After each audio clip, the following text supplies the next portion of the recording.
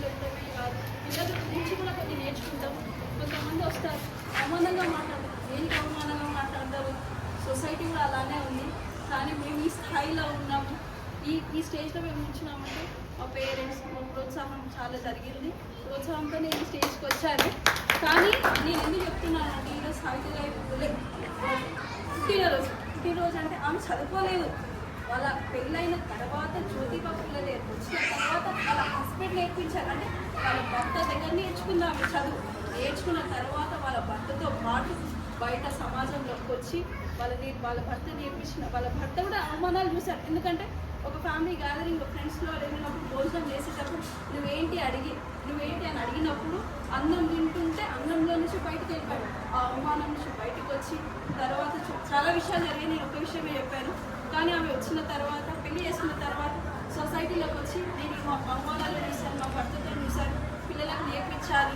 చాలామందిని అడాప్ట్ చేసుకుందంటే దత్తత తీసుకుంది. ఎక్కువగా చిన్నపిల్లల్ని వితంతువులు తీసుకున్న తర్వాత వాళ్ళకు ఉంది అక్షర జ్ఞానం నేర్పిస్తే సొసైటీ మేము అవమానాలు చూస్తాం.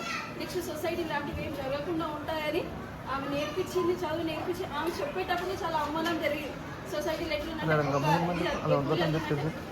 19వ శతాబ్దం అనుకుంటా, శతాబ్దం దగ్గర 200 సంవత్సరాలు కిందటి మాటని మనం మాట్లాడుతుంది ఈరోజు. అయితే ఆ సిచ్యువేషన్ నుంచి బయటకు వచ్చి నేను ఇప్పుడు నిల్చున్నాను ఈ స్టేజ్లో. మీరు ఎవరెవరో నాకు తెలియదు. నేను ఫస్ట్ టైం మీ మొహాలు చూస్తున్నాను, ఏమనుకోండి నేనేమని మాట్లాడితే ఫస్ట్ టైం చూస్తున్నాను. కానీ నేను ఎందుకు చెప్పాలనుకున్నానంటే నేను ఈరోజు చెప్పాను క్లాస్లో.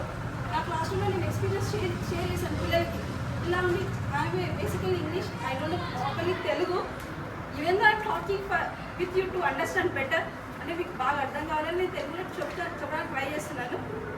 అంటే ఈ సొసైటీలో ఎలా మారిపోయిందంటే టీచర్ వ్యవస్థ అంటే ఒక కించపరిచినట్టు మాట్లాడతాం. కానీ ఎప్పుడు అట్లా అనుకుంటాం. మేము ఈ స్టేజ్కి వచ్చినామంటే పిల్లలకి నేర్పించాలని వచ్చినాం. ఆమె చాలా ప్రోత్సహించింది. చిన్నపిల్లలు అడాప్ట్ చేసుకొని 1000 మంది అడాప్ట్ చేస్తుంది.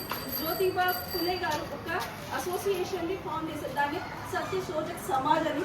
దాంట్లో ఆయన చనిపోయిన తర్వాత కూడా ఈమె కంటిన్యూ చేసి కొన్ని 1000 మందిని అడాప్ట్ చేసుకుని చదివించింది. ఇప్పుడు నేను నాలాంటి వాళ్ళు కొన్ని 1000 మంది ఒక స్టేజ్కి ఉన్నామంటే ఇలాంటి సోషల్ రిఫార్మర్ ప్రోత్సహించడం వల్ల.